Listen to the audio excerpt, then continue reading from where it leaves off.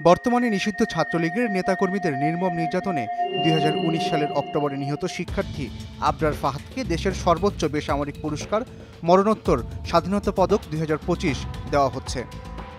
তিনি বাংলাদেশ প্রকৌশল বিশ্ববিদ্যালয় বুয়েটের শিক্ষার্থী ছিলেন। অন্তর্বর্তী সরকারের যুব ও ক্রীড়া উপদেষ্টা আসিফ মাহমুদ সজীব ভূঁইয়া 3 মার্চ ফেসবুকে দেওয়া এক পোস্টে জানান, আবরার ফাহাদ এবার মরণোত্তর স্বাধীনতা পদক পাচ্ছেন। আসিফ মাহমুদের পোস্টে বলা হয়, অন্যায়ের বিরুদ্ধে দাঁড়ানো সাহসিকতার প্রতীক, মুক্তচিন্তার এক প্রতিচ্ছবি আবরার ফাহাদ। মরণোত্তর স্বাধীনতা পদক 2025-এ ভূষিত হওয়া তার আত্মত্যাগের স্বীকৃতি। তার আদর্শ আমাদের আলোকিত করে, ন্যায় বিচারের পথে এগিয়ে যেতে অনুপ্রেরণা দেয়।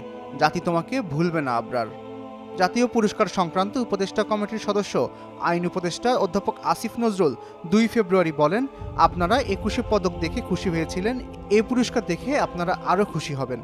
এবছর 10 জনের কম মানুষকে এই পুরস্কার দেওয়া হবে বলে জানিয়েছেন আইন উপদেষ্টা। তবে পুরস্কার প্রাপ্তির বিষয়ে এখনও কিছু জানেন না বলে প্রথম আলোকে জানিয়েছেন আবরার ফাহাদের ছোট ভাই আবরার ফাইয়াজ। আবরার ফাহাদ বুয়েটের তড়িৎ ও ইলেকট্রনিক্স প্রকৌশল বিভাগের 2য় বর্ষের ছাত্র ছিলেন। বুয়েটের শেরেবাংলা হল থেকে তার লাশ উদ্ধার করা হয়েছিল। এই ঘটনায় তার বাবা চকবাজার থানায় হত্যা মামলা করেন।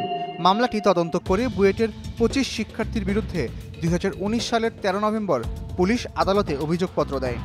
2021 সালের 8 ডিসেম্বর ঢাকার দ্রুত বিচার ট্রাইব্যুনাল 1-এর রায়ে 20 জনকে মৃত্যুদণ্ড ও 5 জনকে যাবজ্জীবন কারাদণ্ড দেওয়া হয়।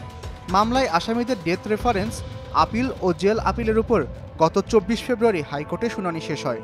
মামলাটি রায়ের জন্য অপেক্ষমাণ রেখেছেন হাইকোর্ট, অর্থাৎ এখন যে কোনো দিন রায় ঘোষণা হতে পারে। এরই মধ্যে আবরার ফাহাদের স্বাধীনতা পুরস্কার প্রাপ্তির খবর এলো।